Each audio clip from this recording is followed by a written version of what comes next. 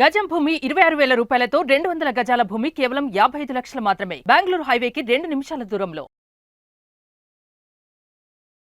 నమస్తే, welcome to Suman TV. నేను విష్ణు. ప్రస్తుతంతో పాటు AMFI registered mutual fund distributor Bonigala Salman గారు ఉన్నారు. వారితో మాట్లాడదాం. సార్ నమస్తే. సార్ సాల్మన్ గారు. నమస్తే అండి విష్ణు గారు.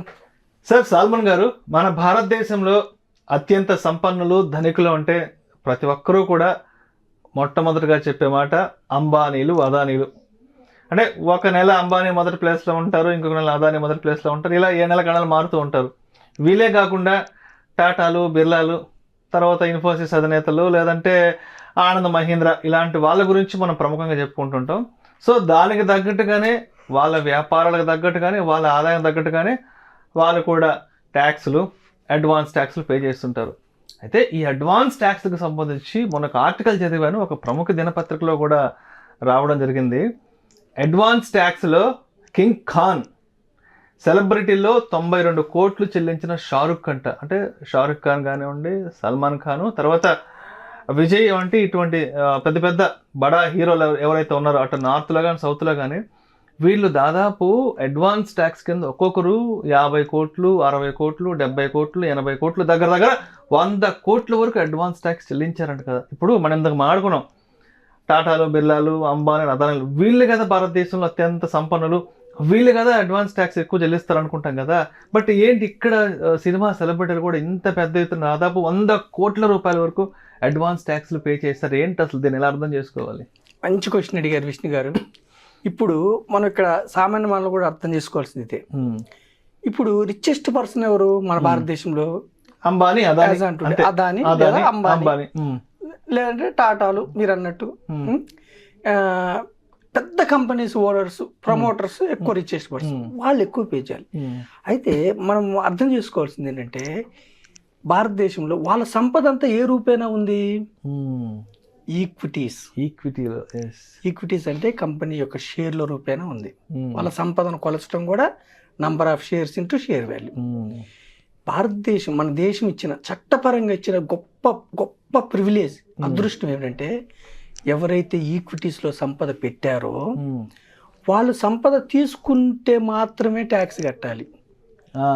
ఇప్పుడు మీరు పెట్టారు, సపోజ్ విష్ణు గారు, మీ సొమ్ము ₹1,00,00,000 అయినా ఈక్విటీస్లో ట్యాక్స్ కట్టే పని లేదు. మీ సొమ్ము 10 కోట్లైనా ట్యాక్స్ కట్టే పని లేదు. 100 కోట్లు, 1000 కోట్లైనా ట్యాక్స్ కట్టే పని. ఈక్విటీస్లో ఉన్నంత కాలం మీకు దేర్ ఇస్ నో ట్యాక్స్. అక్కడ ఉన్నంత కాలం, స్టేక్ ఉన్నంత కాలం, షేర్స్ రూపేనా, మ్యూచువల్ ఫండ్స్ రూపేనా ఉన్నంత కాలం మీకు ట్యాక్స్ పడదు. సామాన్యమైన ప్రజలు ఇది అర్థం చేసుకోవాలి. అంటే వాళ్ళు దేని మీద ట్యాక్స్ కట్టాలంటే, ఏదైనా జీతం రూపేనా తీసుకుంటేనో, ఇంకేదైనా అడిషనల్గా వాళ్ళకి వస్తేనో ట్యాక్స్ పడదు. ఈక్విటీస్ పెరిగితే మాత్రం ట్యాక్స్ పడదు. మన సామాన్య మానవులు చేసే పెద్ద మిస్టేక్ ఏమిటంటే విష్ణు గారు, 30% స్లాబ్లో ఉన్నారు, మీరు, నేను, ఇంకొకళ్ళు. ఎఫ్డి పెడతాం, 30% స్లాబ్లో ట్యాక్స్ పెడతాం, మళ్ళీ ఎఫ్డి మీద టీడీఎస్ కట్ చేస్తారు. అంటే మనం ఏం చేస్తున్నాము? ట్యాక్స్ రూపేనా డబ్బును తగ్గించుకుంటున్నాం, ఇన్ఫ్లేషన్ బీట్ చేసే దగ్గర ఇన్వెస్ట్ చేయట్లేదు. ఓకేనా విష్ణు గారు? ఈ ఆర్టికల్ నుంచి మనం తెలుసుకోవాల్సింది, రిచెస్ట్ పర్సన్ ఎక్కువ ట్యాక్స్ పే చేయాలి. అయితే వాళ్ళు కంపెనీస్ పే చేస్తాయి కార్పొరేట్ ట్యాక్స్లు. ఇండివిజువల్గా వాళ్ళు ఈక్విటీస్లో డబ్బు ఉన్నంతకాలం ట్యాక్స్ పే చేసే పని లేదు. సో నేను ఏం చెప్తున్నానంటే, ఇన్ఫ్లేషన్ అనేది, ద్రవ్యోల్బణం అనేది ప్రజల సొమ్ము అనేది రోజు రోజుకి తగ్గించేస్తూ ఉంటుంది. ఏం చేయం, సేవింగ్సే పెట్టుకుంటాము, అయినా ప్రజల సొమ్ము తగ్గుతుంది. కాబట్టి ఈక్విటీస్లోకి రండి, పెద్ద కంపెనీస్లో ఓనర్ కండి. మనకి దేశం ఇస్తున్న పెద్ద అదృష్టం విష్ణు గారు, చదువు లేకపోయినా రిలయన్స్ అంబానీతో పాటు మనం కూడా ఒక షేర్ హోల్డర్ అయితే, మనం ఒక షేర్ కొంటే మనం కూడా ఆ కంపెనీలో ఓనర్ అవుతాం. మన కోసం ఆ బోర్డ్ ఆఫ్ డైరెక్టర్స్ పనిచేస్తారు, ఆ ఎంప్లాయీస్ పనిచేస్తారు. ఈవెన్ చైర్మన్ గారి డెసిషన్స్ కూడా, ఏజిఎం జనరల్ బాడీ మీటింగ్లో షేర్ హోల్డర్స్కి ఏ విధంగా బెనిఫిట్ చేయాలి, ఎంత డివిడెండ్ ఇవ్వాలి, షేర్ హోల్డర్స్ నమ్మకాన్ని ఎలా కాపాడుకోవాలి, కంపెనీ ప్రమోటర్స్ ఆలోచించేది. ఓకేనా విష్ణు గారు? షేర్స్ కొనుక్కుంటే డివిడెండ్స్ రూపేణ డబ్బు వస్తుంది, క్యాపిటల్ గెయిన్ అంటే షేర్ వాల్యూ పెరుగుతున్న కొద్ది క్యాపిటల్ గెయిన్. అయితే మనం ఏం చెప్తున్నాం అంటే, సామాన్య ప్రజలకి షేర్స్లో ఎప్పుడన్నా అడ్మినిస్ట్రేషన్ ప్రాబ్లం అయినా, ఏదైనా ప్రాబ్లం అయినా టక్క షేర్ వాల్యూ పడిపోయి కొనేవాళ్ళు ఉండరు కాబట్టి ఆ షేర్స్ దెబ్బతింటారు. కాబట్టి నేనేం చెప్తున్నట్టు సామాన్య మానవుడు నష్టం తగ్గించుకోవటానికి, రిస్క్ తగ్గించుకోవడానికి F&O నేను ప్రమోట్ చేయట్లా, నా వ్యక్తిగతంగా ఇంట్రాడేని ప్రమోట్ చేయట్లేదు. డైరెక్ట్ స్టాక్స్ కూడా నాలెడ్జ్, ఒక్కోసారి 15 స్టాక్స్ కొన్నాను, 14 స్టాక్స్ బాగా పెర్ఫామ్ చేస్తాను, ఒక్క స్టాక్ దెబ్బతింటే ఈ లాభం అంతా అక్కడ పోకుండా ఈక్విటీ మ్యూచువల్ ఫండ్లో మీకు ప్రొఫెషనల్ ఫండ్ మేనేజ్మెంట్ ఉంటుంది. ఈ మ్యూచువల్ ఫండ్స్లో ఇంకొక అడ్వాంటేజ్ ఏంటంటే కంపెనీస్లో మేజర్ పోర్షన్ ఉంటుంది కదా మ్యూచువల్ ఫండ్స్కి, అడ్మిన్లో వీళ్ళు ఒక కీ రోలర్ ఉంటారు. కంపెనీలో ఏం జరుగుతుందని వీళ్ళు వాచ్ చేస్తూ ఉంటారు, వాళ్ళ కంపెనీలో ఏం ప్రాబ్లం అవుతుంది ఏంటని చూస్తున్నారు. సో ఫస్ట్ తెలిసి మనకి మన క్యాపిటల్ మార్కెట్స్ విష్ణు గారు పర్ఫెక్ట్. మన క్యాపిటల్ మార్కెట్స్ పర్ఫెక్ట్ అంటే ఏమిటి, హైడ్ చేయరు, ఏ కంపెనీ విషయం కూడా హైడ్ చేయరు. మనకి సెబీ వచ్చిన తర్వాత 92లో సెబీ వచ్చిన తర్వాత మన క్యాపిటల్ మార్కెట్స్లో ఆర్థికంగా ఎలా రిఫార్మ్స్ వచ్చినాయి, క్యాపిటల్ మార్కెట్స్ కూడా రిఫార్మ్స్ వచ్చినాయి. పర్ఫెక్ట్ అనమాట, ఏ కంపెనీ కూడా హైడ్ చేయకూడదు. వెంటనే వీళ్ళకి తెలిసిన అన్ని వీళ్ళు బయటకు వచ్చేస్తారు. మ్యూచువల్ ఫండ్స్ ద్వారా ఉంటే మనకి ఏదైనా కంపెనీలో ఫ్రాడ్ అయినప్పుడు బయటకు వచ్చేస్తారు. సో నేను సామాన్య ప్రజలకు ఏం చెప్తున్నాను, ఈక్విటీ మ్యూచువల్ ఫండ్లో మీరు పార్టిసిపేట్ అవ్వండి. సెన్సెక్స్ గత 45 ఏళ్ళ నుంచి 15% CAGR ఇచ్చింది.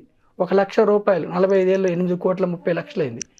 సో నేనేమంటున్నానంటే విష్ణు గారు, ఈక్విటీ మ్యూచువల్ ఫండ్లో మీరు డబ్బు పెట్టి ఎంత పెరిగినా మీరు ట్యాక్స్ కట్టే పని లేదు.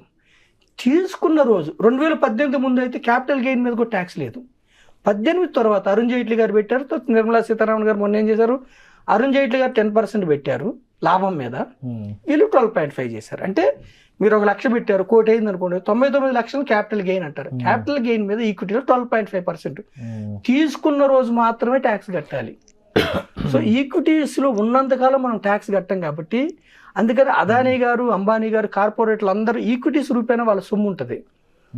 సో మనం చేసే సామాన్య మానవులు చేసే పెద్ద మిస్టేక్ ఏమిటంటే ఈక్విటీస్లో మనం పెట్టకపోవడం వల్ల బయట ఉన్న డబ్బు మీద FDల రూపేనో ఇంకొక రూపేనో మనం ట్యాక్స్ కడుతున్నాం.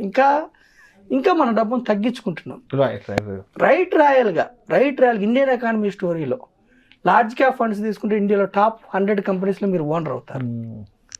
సెన్సెక్స్ 15% ఇచ్చింది కాబట్టి 12% వేసుకుంటే కూడా పవర్ ఆఫ్ కాంపౌండింగ్ వల్ల దీర్ఘకాలంలో మీకు వెల్త్ క్రియేట్ అవుతుంది.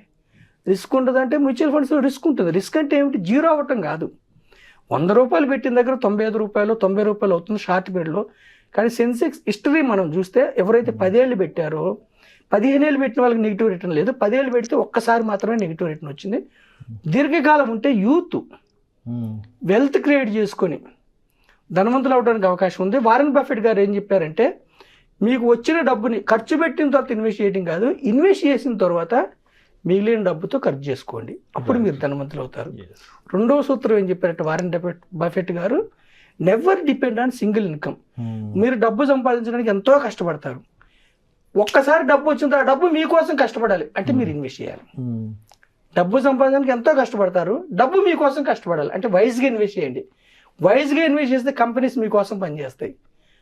ఇండియన్ ఎకానమీ గ్రోత్ స్టోరీలో మీరు పార్టిసిపేట్ అవుతారు. వద్దన్నా మీకు డబ్బు తెచ్చి పెడుతుంది, కానీ దీర్ఘకాలం ఉండాలి. రైట్. సుమన్ టీవీ ద్వారా నేను కోరుకునేది ఇదే విష్ణు గారు. Thank you sir, thank you so much Salman గారు. థ్యాంక్ యూ విష్ణు గారు, and thank you Suman TV for giving awareness to common people.